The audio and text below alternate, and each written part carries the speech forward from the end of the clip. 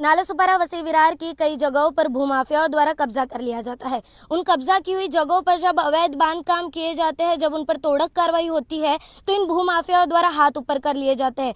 पछताता कौन है, तड़पता कौन है? वो गरीब लोग जिन्होंने उस जगह पर अपना निवास किया होता है, वहाँ के रहवासी होते हैं। जी, आज आपको ये बातें इसलिए बता रहे हैं क्योंकि एक ऐसा ही विषय आज हमारे पास आया है। ये जो आप मेरे पीछे ये जगह और ये इलाका देख रहे हैं, इस जमीन को लेकर कई लोगों के साथ में धोखाधड़ी की वारदात को अंजाम दिया गया है। आखिरकार क्या है पूरा विषय, आज इसी पर हम बात करने वाले हैं। नमस्कार, मैं भावना राठौड़ और आप देख रहे हैं खबरों का खुलासा। इस वक्त मैं मौजूद हूँ नायगांव पूर्व के जू चंद्रेश्वर इलाके में। आइए जानते हैं इस विषय पर हमें एक व्यक्ति जानकारी देने वाले, तो उनसे क्या कुछ जानकारी हमें मिलती है, बात करते हैं। नमस्कार अंकल, क्या कुछ जानकारी देना चाहेंगे आप इस विषय पे? 2008 में मैं और मेरे को 35-40 साथियों ने मिलकर यहाँ पे ज़मीन लिया था मुथ्थावाला नरसैया से।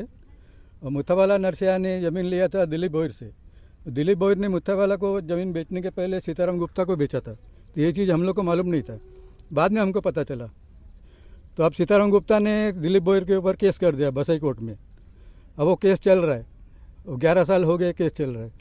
और हमारी तरफ से जो मुथ्थावाला नरसैया है, जो अपना हितेन ठाकुर का आदमी सागर प्रवीण राउत है, उसने उसको डरा धमका के उसके साथ एक अलग एग्रीमेंट कर लिया और करके उसको बोला है कि खर्चे, इस कोर्ट का खर्चा सब वो उठाएगा और उस ज़मीन के बदले वो ज़मीन देगा जब कोर्ट का फैसला हो जाएगा। मैं आपसे इस विषय में जानना चाहूंगी कि ये जो भी आपका एग्रीमेंट वगैरह हुआ था, आपके द्वारा हमें जानकारी दी गई थी कि 2008 फिर 2013 और ऐसे करके कुछ पूरा विषय हुआ था, उसके ऊपर थोड़ा बताइए। हाँ, 2008 में पहला एग्रीमेंट हुआ था मेरा। उसके बाद वहाँ पे उसने बांधकाम शुरू किया था, मुथ्थावाला नरसैया ने बांधकाम जब शुरू किया तो उसने नया एग्रीमेंट बनाया कि बिल्डिंग बन रहा है, उसमें फ्लैट मिलेगा करके। उसमें कॉलम भी उठाया था उसने, कॉलम का भी उसका पे जगह पे मौजूद है सबूत उसका। उसके बाद वो सागर प्रवीण राउत ने उसको रुका दिया, ऐसा करके हमें मुथ्थावाला नरसैया ने बताया। और जब से वो कोर्ट में केस चल रहा है। सागर ने किसके कहने पे रुकाया था? ये बात जब आपके सामने आई तो आप किसका नाम बताया था आपको? मुझे मुथ्थावाला ने बताया कि हितेन ठाकुर ने उसको बोला है, वो उसका ही आदमी है, वो लोग ने रुकाया है, अपन कुछ नहीं कर सकते, उनके सामने बड़े लोग हैं, ऐसा करके हम लोग को बताया वो। तो हम लोग बोला कि हो सकता है 1-2 साल में केस खत्म हो जाएगा तो मामला में सुलझ जाएगा। लेकिन अभी 11 साल हो गए, अभी तक केस चल रहा है। मेरी समझ में नहीं आ रहा है कि हितेन ठाकुर इतना बड़ा आदमी है, इतने पैसे उसके पास, लेकिन हम गरीबों के 20 गुंठा ज़मीन लेके वो क्या कर लेंगे, कौन सा बड़ा महल बना लेंगे।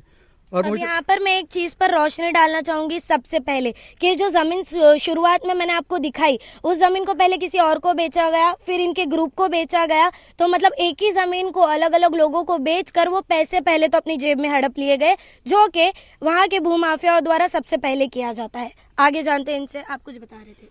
अब मुझे ये समझ नहीं आ रहा है कि जो हमारी अदालत व्यवस्था है जी, ये मैंने जज साहब भोसले जज साहब थे, उनके सामने मैंने एक लेटर रखा था चालू कोर्ट में। जी, चालू कोर्ट के केस के अंदर ही मैंने उनको लेटर दिया था कि बड़े लोगों के झगड़े में हम 35-40 लोगों के, गरीब लोगों के घर का पैसा सब रुका हुआ है।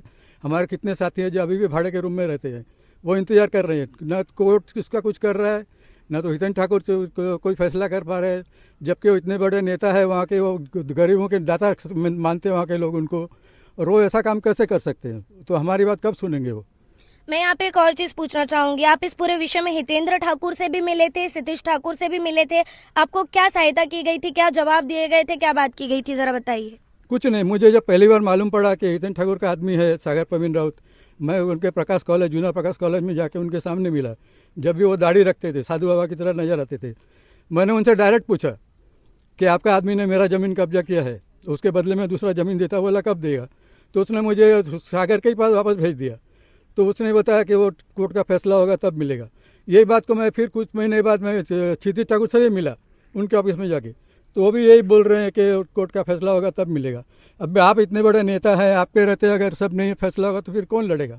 हमारे पास पैसे नहीं है कोर्ट के 10-10 साल कोर्ट में केस लड़ने के लिए, हम लोग मजबूर हैं। आपने बोला कि इस पूरे विषय में कई पत्रकारों से भी आपने सहायता मांगनी चाहिए थी, पर कोई सहायता नहीं हुई, इस पर आप क्या कहना चाहेंगे? मैंने 4-5 न्यूज़ समाचार में, लोकल न्यूज़ जो है उनमें भेजा था, TV9 में भेजा था, जनहित समाचार में भेजा था, उसको कहीं से कोई जवाब ऐसा आया नहीं, मुझे किसी ने हेल्प नहीं किया। ये मंत्रालय में भी मैं इसको मुख्यमंत्री पोर्टल में मैं डाल चुका हूँ, वहाँ से भी कोई जवाब नहीं आया। अब मैं भगवान भरोसे बैठा हूँ, कभी ये फैसला होता है और कभी हितेन ठाकुर मेहरबानी करते हैं तो हम लोग का काम हो जाता है।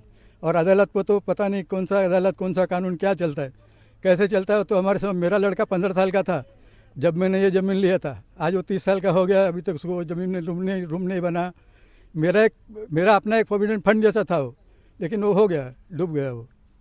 यहाँ पर आप लोग साफ तौर पर देख सकते हैं कि हमारी सरकार और हमारे जो विधायक है, जब बाकी कोई न्यू इनोग्रेशन करना हो, किसी चीज का उद्घाटन हो या किसी जमीन के ऊपर कुछ बोलना हो, तो तुरंत ये लोग खड़े हो जाते। पर किसी आम जनता की मदद करनी हो तो वहां पर वो लोग दिखाई नहीं देते। गरीबों के घर तोड़ने हो तो महानगर पालिका भी पहले आगे आ जाती है, पर ऐसे विषय में ना तो अदालत इनकी मदद कर पा रही है, ना ही कोई। और ऐसे में ये भूमाफिया बड़े फायदे उठाते हैं, क्योंकि कानून व्यवस्था और बाकी चीजें की व्यवस्था ये लोग जानते हैं बखूबी। इसलिए फिर इन लोगों गरीबों के चप्पल घिस जाते हैं अपना न्याय मांगते हुए, पर इस चीज पर इन्हें न्याय नहीं मिलता। अब देखना होगा कि इस पूरे विषय में इनको न्याय कब मिलता है, इस चीज में राहत कब मिलती है, और ये भूमाफियाओं द्वारा जो कब्जा कर लिया जाता है जमीनों पर, वो करना कब खत्म होता है। बहरहाल आज की इस पूरी खबर में इतना ही दोस्तों। खबरों का खुलासा से भावना राठौड़ की एक रिपोर्ट।